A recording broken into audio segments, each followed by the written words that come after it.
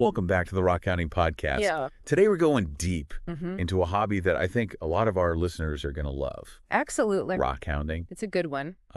Maybe you're already into geology or just love being outside and want to add a little something extra to your hikes. I know I do. But whatever your reason for listening today, Yeah. get ready to learn the ins and outs of rockhounding. Yeah. We're going to go over how to find the best spots and even talk about gear. We're going to cover it all.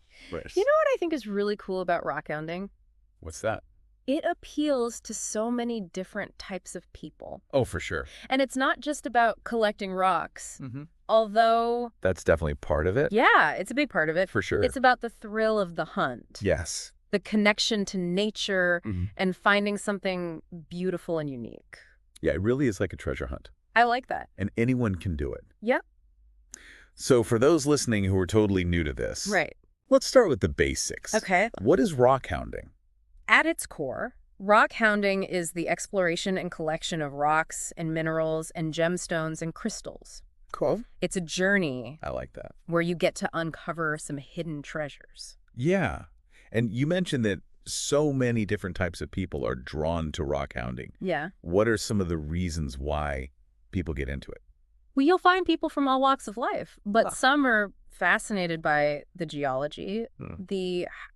how these beautiful things are formed. Yeah. They want to learn about the different types of minerals and their properties. Hmm. Then you have the artistic side. Ah. You know, they might be interested in jewelry making or crafting Yeah. or just adding some natural beauty to their homes. Makes sense. And then you have the people that find it therapeutic, Oh, yeah. a chance to disconnect and get outside Yeah. and reconnect with nature. Mm-hmm. It really does have something for everyone. It does. Yeah. So let's say someone is listening and they're thinking, okay, I'm intrigued. Mm-hmm. I want to try this. Yeah. Where do I even begin? Yeah. What are the first steps? Before you even think about grabbing a rock hammer Okay. and heading out the door, there's a few things you should do. Mm-hmm. I always tell people to start with research. Okay. 3 questions. Okay, give them to me. What are the best rock hounding areas in my region? Makes sense. You need to know if there are even rocks near you. Yeah, absolutely. Second, what specific minerals are found in those areas. Okay. This helps you target your search. Right. So you're not wasting time looking in the wrong spot. Exactly. Okay. What's number 3? Are there any local rock and mineral clubs in my area? Oh, that's a good one. Yeah. Joining a club is like having a fast track to success. How so? You get insider knowledge from people that have been doing it for a while. Yeah, You might get to go on group trips that would be fun. and maybe even have access to books and equipment that you couldn't find on your own. That's awesome. Yeah. So, okay, we've got our 3 research questions. Mm-hmm. Let's talk about actually finding these locations. Yeah. Where do people even begin to look? The internet is a good place to start. Okay. But keep in mind that not all information online is accurate or up to date. Right. So I would make sure to narrow your search by city or state.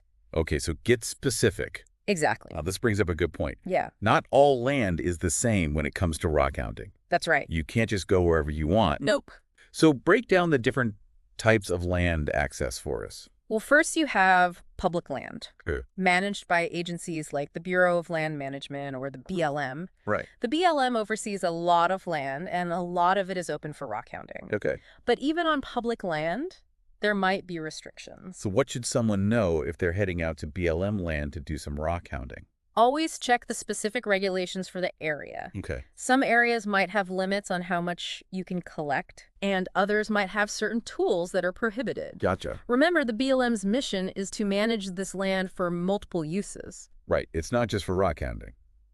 Exactly. So be respectful of the environment. You can follow the guidelines. Yeah. Okay. So we've got public land. Uh-huh. What's next? Well, then you have private land, Okay. which is owned by individuals or corporations. Mm-hmm. If you're interested in rockhounding on private land, you need permission. So no sneaking onto someone's property. Definitely not. Okay. Good to know. It could lead to legal trouble. And I bet even if you get permission, the rocks you find belong to the landowner. That's right. Okay. And finally, we have paid dig sites. Okay. So this is different. Yeah, these are privately owned places that offer a more controlled environment. Mm. They're great for beginners because you're pretty much guaranteed to find something. Oh, that's cool. Plus, you'll have experts on hand to help you identify what you find. Oh, that's a great way to start out. Yeah, for sure. So before we move on, I have a question. Earlier you mentioned researching your state's official rocks and minerals. Yeah. Why is that so important? Oh, that's a great point. Yeah. Those symbols are usually chosen because they're found in that state. Oh, okay. So you're more likely to find them. Oh, that's a really good tip. Yeah, if you're in Arizona and, the state gemstone is turquoise, Right. you're more likely to find turquoise than a diamond. Exactly. Yeah. Okay, so we talked about how the internet is a good starting point for finding these locations. Mm-hmm. What are some other more specialized resources? One resource that people forget about is books and magazines. Oh, yeah. Your local library or bookstore can be a great source of information, especially for region-specific guides. Oh, that makes sense. Yeah, and there's a great national magazine called Rock and Gem. It has all kinds of articles and event listings, and even a directory of rock and mineral clubs. Oh, wow. Yeah, it's pretty comprehensive. That's great. And speaking of those clubs, Yeah. why are those so valuable, especially for someone just starting out? Well, they're more than just a source of information. Right. They're a community. Yeah. A group of people that love rockhounding. It's nice to have people to do it with. Exactly. And you'll get advice and tips from experienced people. Yeah. And you might even get to go to places that you wouldn't find on your own. Oh, that's awesome. Yeah, So it sounds like clubs are a must. pretty much. Now, are there other places that we should be looking for these locations? State natural resource agencies are a great resource. Hey, Yeah. I wouldn't have thought of that. They often have maps of geological formations and information about mineral deposits, Okay. and even publications on rockhounding sites. So you might have to do some digging, Yeah. but the information's there. Yeah, it can be really helpful. So we've got libraries, clubs, state agencies. Mm-hmm. Where else? Believe it or not. Yeah. Museums and universities can be great resources. Oh. Yeah. Museums often have exhibits on geology and local minerals. Well, that makes sense. And universities, a lot of them have geology departments with their own museums Yeah? and research collections. They Right. might even have tours or lectures that are open to the public. Oh, that's cool. Yeah. So we've got libraries, clubs, state agencies, museums, universities. Mm-hmm. Are we missing anything? Rock shops can actually be really helpful. Oh, interesting. Yeah, the people that work there are often knowledgeable about the local areas, Makes sense. and they can point you in the right direction. Yeah.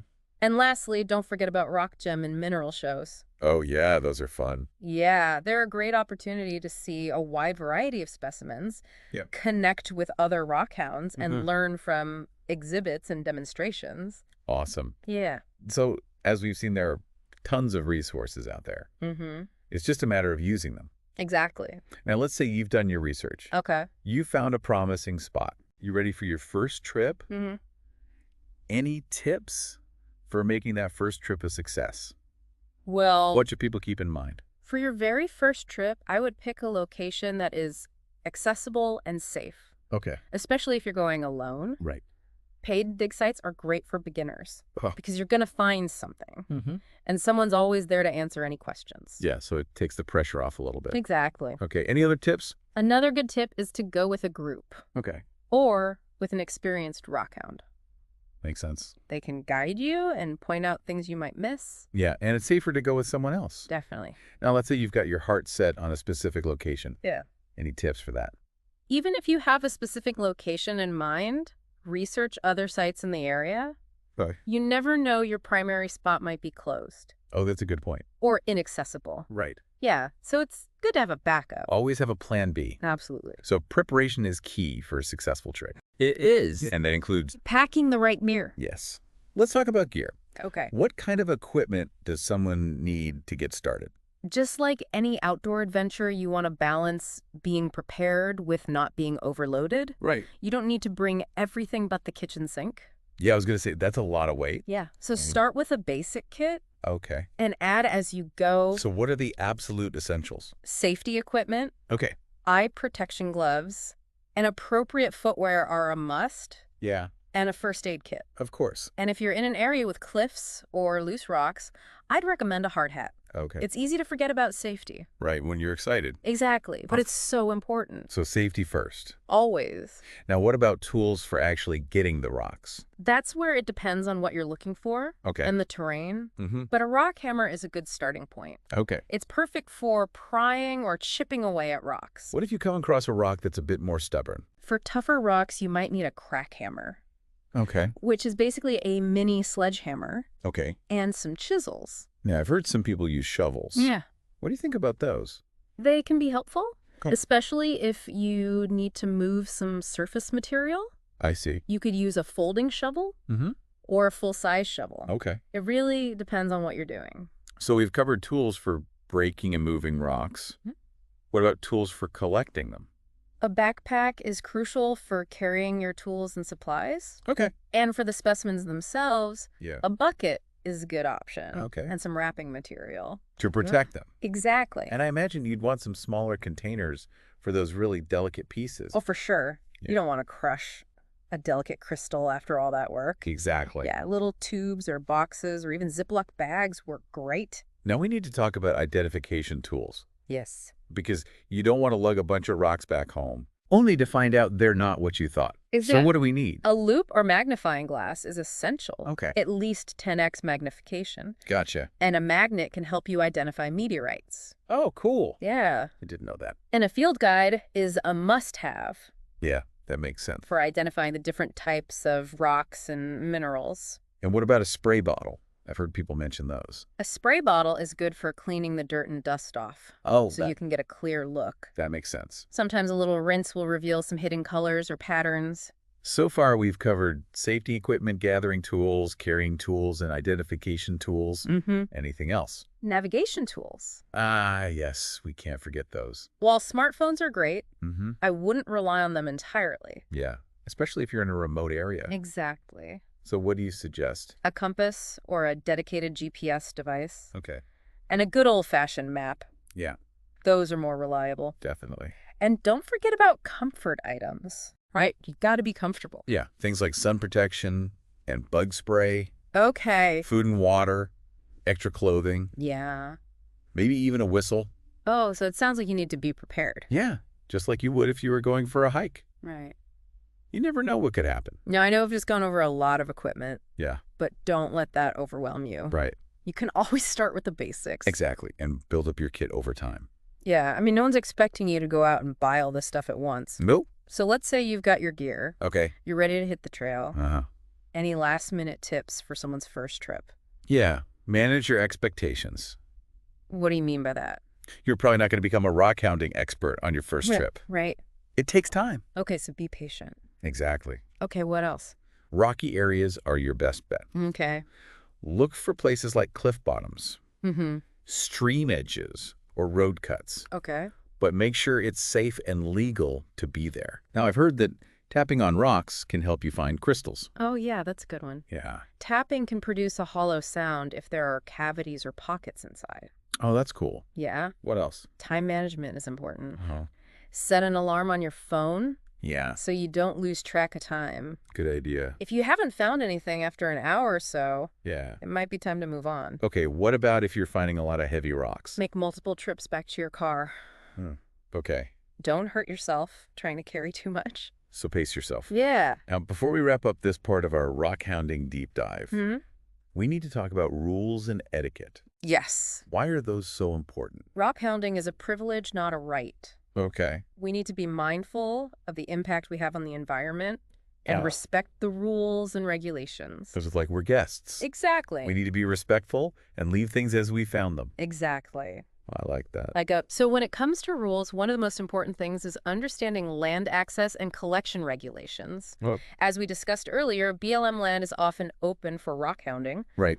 but you have to check the regulations for each area. So how do you do that?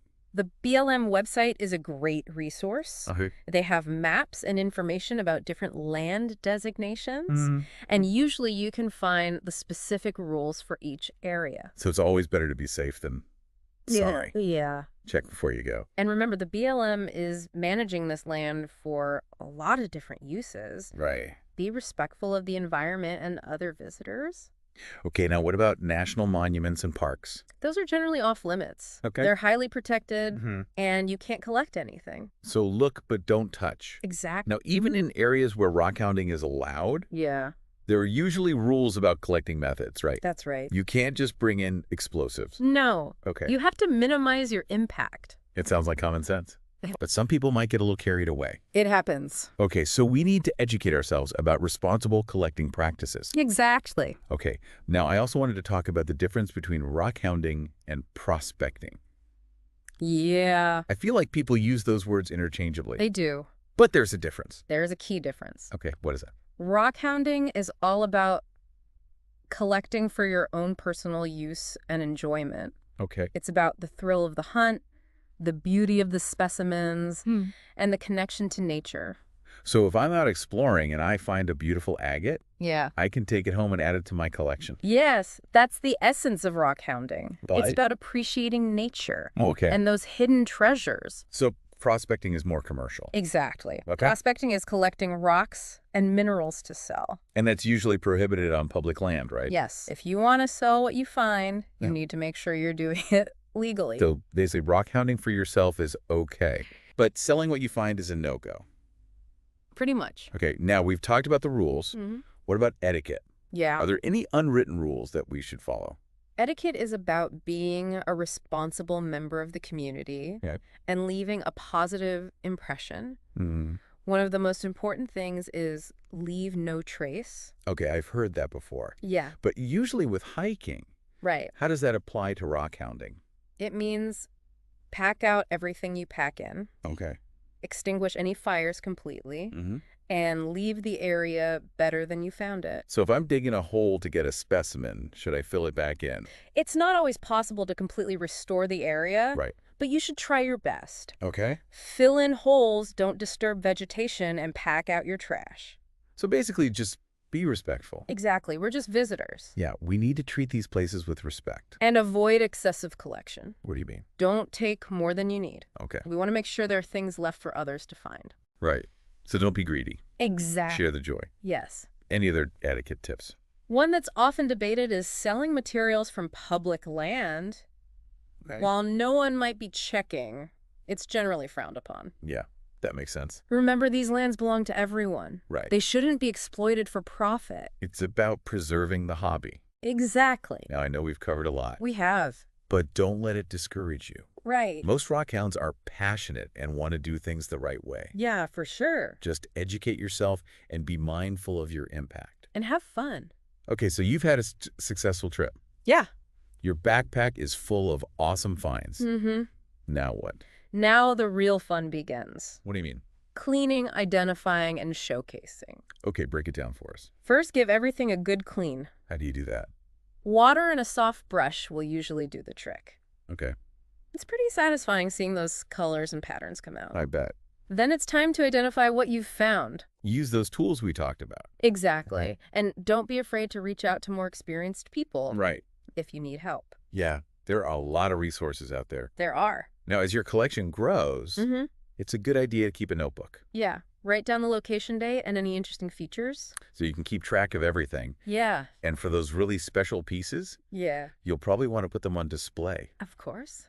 How do you do that? A shelf, a display case, even a shadow box. Okay. Just make sure to protect them from dust. And make sure they have good lighting. So it's like your own personal museum. Exactly. And the best part is your collection will just keep growing. That's right. It's a hobby that keeps on giving. It really does. It sounds like rockhounding is more than just a hobby. It is. It's a way to discover and appreciate the world around us. It really is. It's a chance to escape and reconnect with nature. For sure. Maybe even find a rare gem. You never know. Well, but I have a feeling that's not the main reason people get into it. You're right. What is it then? It's the experience. Yeah. The joy of exploration, the thrill of finding something new, and the knowledge you gain along the way. Yeah, it's about connecting with nature. Yeah. Challenging yourself.